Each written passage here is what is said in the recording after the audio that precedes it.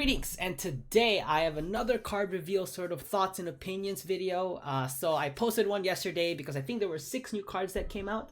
Today there are 4, 7, 8, 9, 10, 11. There are 12 new cards that came out. And I like how they showed who revealed them, which is great. And without any further ado, I just want to get straight into because what I actually did is I did take a look at the cards prior, and I sort of started making sort of not mental notes, that I have them on a laptop here, sort of what I think is great, because I can't keep all my thoughts together like out of the blue. So like I gotta start like remembering like what good these cards will do. Some might not be as good until we see more cards revealed, but other than that, let's get straight to it. So the first card we have on this list, we have Vermont Ear Canal, which is a Northern Realms card, 10 provision with 4 power and 2 armor, sorry. So there's a total of 6 life. And on deploy, you can spawn and play a base copy of a Bronze Soldier from your hand and give it 2 armor. So this card, I can see this card being good with cards like the Redanian Archers,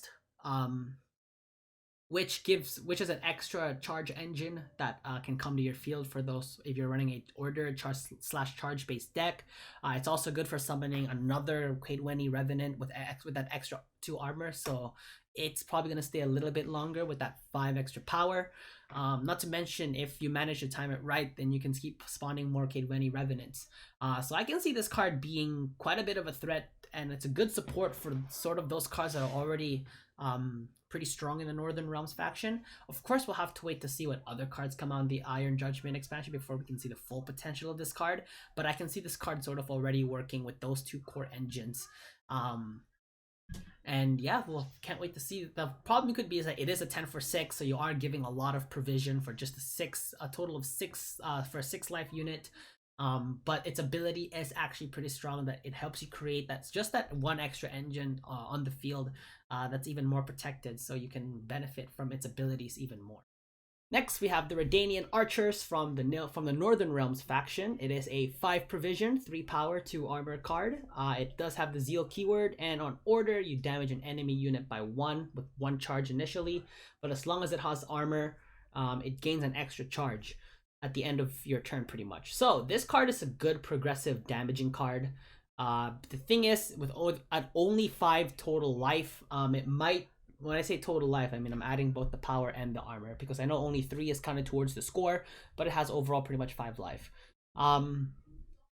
This card, the good thing about this card is it doesn't exactly need extra help from the charge givers, so the charge givers don't need to worry about giving charges to this card. But the thing is, this card is probably going to be very targeted by damage output cards. Probably not. I mean, like, I can see why, like, some going down the list, there's going to be a lot more damage. There's going to be more damage output cards, just because with the introduction of armor, they're going to put in a lot of cards with barricade and cards that do progressive boosting or damaging. Like, a lot of engines are coming with the armor keyword here in the Iron Judgement expansion. So I can see why they're doing that. So they're just doing a sort of a bit of a balance there, because with all these barricades and all of these like armor reliant cards I'm seeing, like if you don't have enough damage output, it's going to be hard to sort of counter against these kinds of cards. So, and the Redanian Archers, they don't need any support from let's say Priscilla. I think Priscilla's the one that gives 1 charge, and uninspired it's 2 charges. From the mages, and it's a good support too for Dandelion, because Dandelion, as long as this card keeps getting boosts from its barricade ability, then Dandelion gives them that extra point towards its power, which is gonna make it even harder to kill if this card is not dealt with right away. So this one almost automatically works well with Dandelion. Next, we have Geeker. This is a very powerful unit, 10 provision, 13 power. It gains armor equal to the number of cards in your hand. If this unit has no armor, essentially just destroys itself. So the maximum amount of armor this card is getting is 9. So this is probably going to be a first turn play. I can see this being a first turn play, almost similar to like, well, Pugo Boombreaker, you'd want it to be a second turn play for Death Wish or the Journachoras, stuff like that. But with Geeker, it's actually stronger than Old Spear Tip.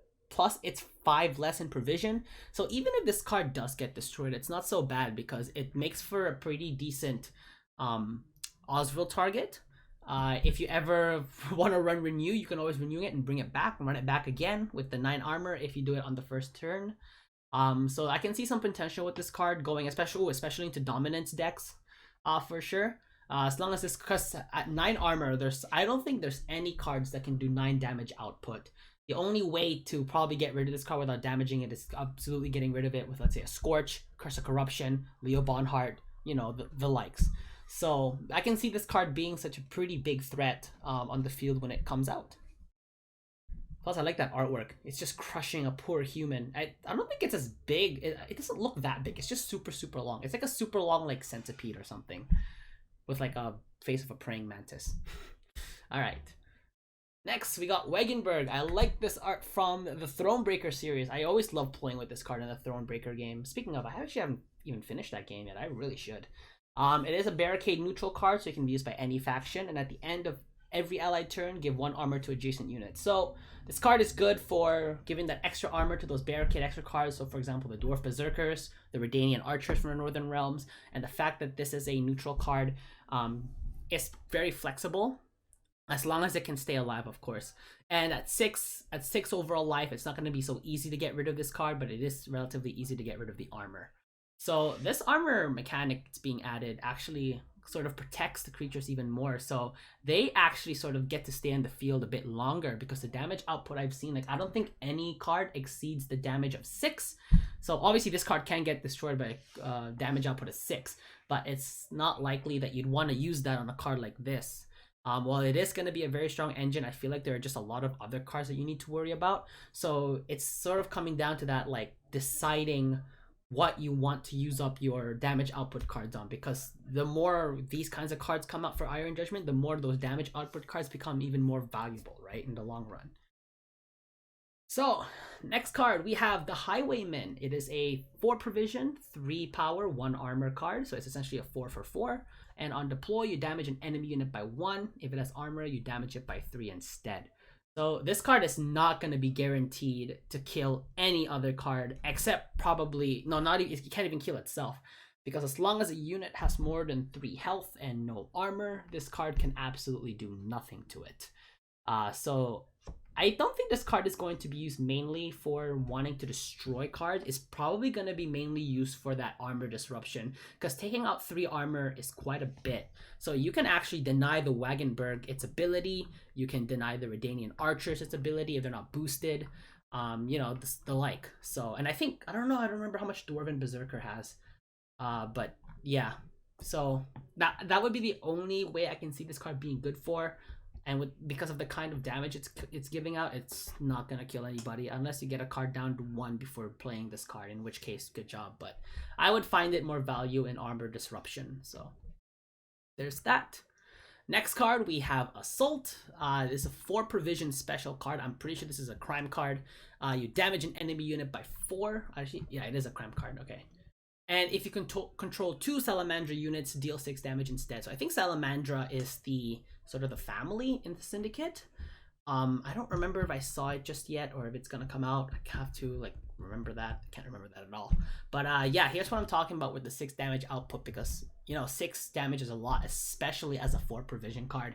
The probably only drawback to this is that it gives no profit at all, which makes sense, because, like, why are you giving that much output on a 4 provision card? In a card like this, as long as the Salamandra units stay alive, you're almost guaranteed to get the 6. Unlike, compared to a card like Assassination from the Nilfgaard faction, is you almost always want to play it like near the beginning of the round when they play their first card, because otherwise, if they start putting units beside them, then it's gonna go down to 5 and then to 4, and then yeah. So a 6 output damage, big card, makes this card quite valuable. So you gotta start thinking about what you want to use a damage card like this for, right? So again, as we were mentioning, all these, like a card like this, 6 output, absolutely get rid of it. Redanian Archer, same thing, absolutely get rid of it. Actually, no, Vermont Ear Canal wouldn't be useful because it's just a deploy ability, so you can't really stop deploy. So yeah, there is the Assault card, which is super powerful. The next card we have here is the Kimura Queen. So this is a 11 provision, 5 power, 2 unit monster card with a thrive unit, with a thrive keyword, sorry. And whenever this card's thrive keyword is activated, then all insectoids on that row get boosted by 1. So at first I thought this card would be good for like control Arachis Queen because of all those Arachis drones that keep coming up. But you kind of lose that Glusty Warp value. So it's like if you're going to end up using, so in that case, that's where I kind of thought of maybe using Yennefer, and the Bone Talisman to sort of keep boosting them. And the problem with that is going to be because this card is such a high power card. Control of Ratchet Queen doesn't really give a lot of like doesn't really use a lot of cards that have 5 or more power, except probably I'm thinking of the Katakon. But yeah, other than that, if not a Ratchet Queen, the best thing would be probably for another Dominance deck, just because you see a lot of them Griffins with the Yighern come in, Pugo Boombreaker, Tatterwing, stuff like that. But as you're almost gonna have to have a hybrid of Dominance cards plus Insectoids to sort of use this card's sort of full potential. And another problem could be that if a person gets a bit too greedy with this and starts putting all of their Ratchets or all of their Insectoid units in one row, then that makes it become somewhat vulnerable to AoE attacks. So we're talking cards like Lacerate. Lacerate's a good one. I think Crushing Trap is also another one from the scoia'tael faction. So yeah, you gotta be careful of that as well, because if you get too happy with control and another card is running control with Yennefer, they can also choose to damage all units by 2 instead. So you kind of become vulnerable to those anti-control cards. So it's probably something to be careful about. But a strong thing with the Kikimori Queen is that it can combo very well with Caranthir, because you summon a 1 power Thrive card of this. Now the weakness of that could be that it's easier to destroy now because it's only a 3 life unit. But if it can stay alive, then you can play whatever creatures you want, and it'll just keep activating and activating and activating. As long as the power is obviously below the power, as long as the Thrive ability activates. So I'm not gonna try and describe it because I'm pretty sure you guys know how Thrive works. So this card I can see this being a little bit of a double-edged sword, but like for the most part, I can see it's working very well with control-based decks. Next card we have Monroe Brewis. He is a dwarf from a scoia'tael faction, and I'll pretty much transform you transform 2 allied rowdy dwarves into dwarf berserkers. I think just one card I know right now that summons rowdy dwarves, and that's the Dwarven Chariot. But transforming them into dwarf berserkers I already thought were pretty strong engines to begin with, and if you're able to even bring out 2 more, then that's going to be quite a lot of progression damage. And I don't think you'd want to use up all of your damage output cards just to get rid of the armor from those dwarf berserkers, because if I remember correctly, dwarf berserkers have, how much armor do they have? Let me look it up here. How much armor are you rocking? Can't even find them. Okay, so I'll have to look in the list here. No, Dwarven Chariot was the one I'm saying was. So the Dwarf Berserkers, they have 5 armor. So that's a lot. That's a lot of armor. And I don't think you want to use up damage. And it's also 7 total life, as I just noticed there. So it just puts it out of range of of cards that can outright destroy it. So those cards can prove to be quite a menace. Of course, it's an 11 for 8, but I feel like with its ability, adding 2 extra Dwarf Berserkers, which are again 2 stronger engines, to join potentially the 2 that you have on the field already that haven't been used just yet, it could cause problems. So I'm excited to see this card in action. Next card we have on this list, we have Armored Crab Spider from the Monsters faction. It is an 8 provision cost, 6 power, 2 armor.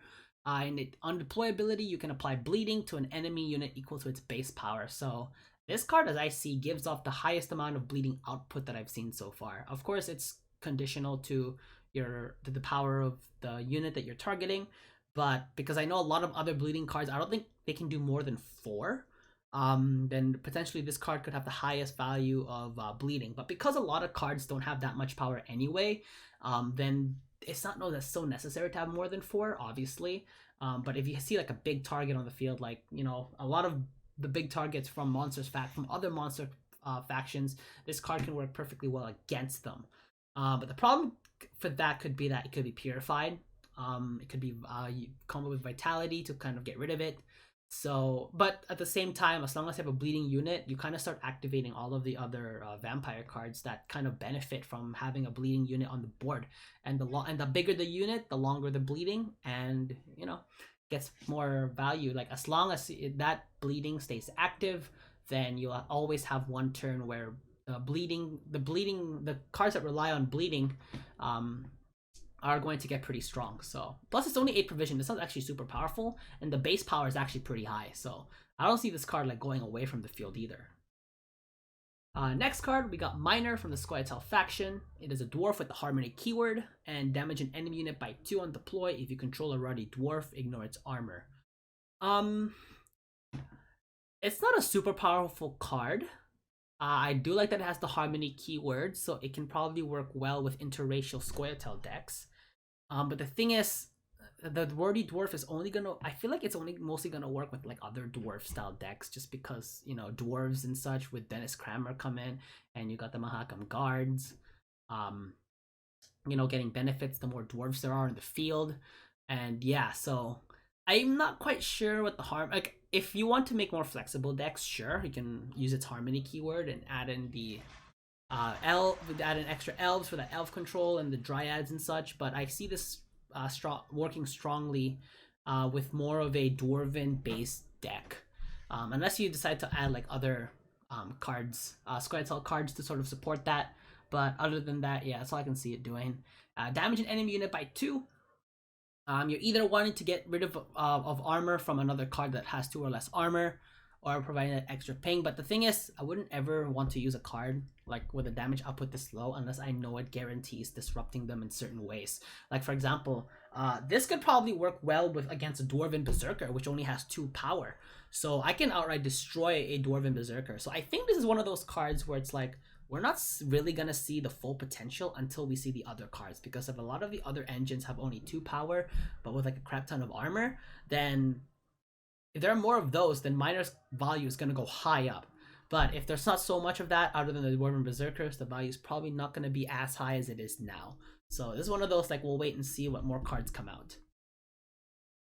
Next card to the Nilfgaard faction, we have Glynnis Ape Lornak. She, I believe this is a she. She is a 7 provision unit with 4 power and 3 armor, giving a total of 7 life. So it is 7 for 7 with assimilate 2. So I believe what this means is it's pretty much assimilate, but instead of boosting it by 1, it boosts by 2, and that's actually super powerful because this works. This can be a pretty strong pretty strong boost engine for assimilate decks. So you got Arturio's Vigo, you got Tactical Commandos, you got Briberies, you got the Runestone, you know, etc. So this card can prove to be very powerful, and with it being at 7 power, it does put it out of range with with most of the damage output cards that are there. Obviously, again, weak to, for example, cards like Scorch, Curse of Corruption, you know, cards that just straight up banish a card on certain conditions. The potential weakness I could see is that this card could be very targeted for locks. Like, I can see this card being locked quite a bit. But the good thing with Assimilate is the Imperial Diviners is that those guys can essentially remove the lock from Glynnis. But the thing is, if they keep putting more and more locks on Glynnis, and you don't have enough cards that purify, in a way that's good, because it's sort of giving leeway to your other Assimilate cards that are gonna get the full value from those tactic cards. So Glynnis is a very strong Assimilate card. It's just not the only one. So you gotta be careful with this card, because obviously it's one of those, the longer it stays, a lot of damage is gonna get a lot of pressure can be put to your opponent, because it's getting 2 power every time Assimilate is activated. That's gonna be pretty big. Now, of course, unless they want that to happen, they have cards like, for example, Geralt Eardrin, Leo Bonhart, you know, cards that destroy big target cards. So you gotta watch out for that one as well. But I think for the most part, this card is going to provide quite a bit of trouble against other opponents, so if they're not prepared for it. Boat Builders, I think we've already seen. Piercing Missile we've seen as well. Endriga Larva. Alright, so here we have Mad Charge. This is a Northern Realms card with 4 provision. That costs 4 provisions. You boost an allied unit by 3 and give it 2 armor. If you control a knight, also give it vitality for 2 turns. This card works with a card like with the Troll that's coming back, because the way Troll works is the more armor it gets, the more its ability is activated. Plus, boosting it by 3 almost protects it from being destroyed by damage output cards. And with that extra 2 armor, because it is a warfare card, Trollol's resupply ability activates, which gives it an extra 2 armor. So it's going to get a total of 4 armor from Mad Charge. It won't get the Vitality boost because Trollol is not a knight. But if you do put this on the knight, the value also quite goes up because it's essentially a 4 for 5 at this point with the 2 armor. But if you control knight and giving it vitality, it becomes a 4 for 7. So it gives even more value. Plus, it can protect any of your knights if you don't want them to, exit the field. Next, we have Phyphon Vargernal, Nilfgaard card, 9 provision with 2 power, 2 armor. It is a defender, so this card must be targeted first on its row before you can start targeting other cards. And on deploy, you spawn and play a battle preparation. Battle preparation is a card that we've already seen, but they did change it. So I believe battle preparation, what it did was it just straight up boosted an ally unit by 4 and give it 2 armor. But this time the boost went down to 3. But they added a condition because if it's a soldier, it gets boosted by 5 and give it 2 armor instead. So if you decide to make this card a strong defender card and play the battle preparation on itself, it's essentially going to become a 7 for 4 card for a 9 provision, which isn't bad at all. Because this card actually, it not only does it put it out of range of those those tall removal cards, like I mentioned before, but it also puts it out of range for them. It doesn't put it in range of the tall removal cards, but it also puts it out of range of those damage output cards because, again, like I've seen, the maximum is 6. So you can use this to sort of protect your strong core engines that you want to keep on the row, so they can keep doing their abilities over and over and over. So we're looking at cards like the Ballistas, because the Ballistas are actually super weak. With them only at 3. With 3 power each, they're gonna get removed quite easily. So they'd probably want a defender like Phyphon to sort of stay there with them and keep them company while they, go ballistic and just start destroying units with the tactic charges. And I believe battle preparation itself is a tactic, so it's even more support for them. Same thing with Hefty Helga, because Hefty Helga is such a tourney joust bait with Phyphon here, or Fiffin, I don't know how to pronounce his name, but yeah, with Fiffin here defending that, it's going to give even more value to Hefty Helga because it's almost guaranteed to stay longer. I don't see a way of a 7/4 with 9 provision, 7/4 card getting destroyed. So it's a total of 11 life. And I don't see it getting destroyed in 1 turn unless you have a crap ton of like artifacts with charges that let you damage, and then you combo that with a strong damage output, and congratulations to destroy it. But that's also 1 turn, and you've expended quite a bit of resources to sort of pull that off. But I like almost at the same time, 1 turn could be all that's needed to sort of turn the tide of the battle and just swing the tempo towards you. So I can see this card being very powerful in decks that require quite a bit of engine. So I'm probably gonna try and test this out on, let's say, like a tactic based deck, with the Hefty Helga and the Fire Ballistas. So this will be exciting actually for me. Next, we have the Armored Jacquard. I think this is the first Skellige card we've seen on this list. It is a 5 provision card with 4 power and 2 armor for a total of 6 life. And at the end of your turn, if this card has no armor, it gains 2 armor. So this card is going to be quite a nuisance because you don't want to get rid of the armor from this card because it's just going to make it even stronger. Now, the potential weakness of this card is that it is 6, so it is a potential target for the high damage output cards.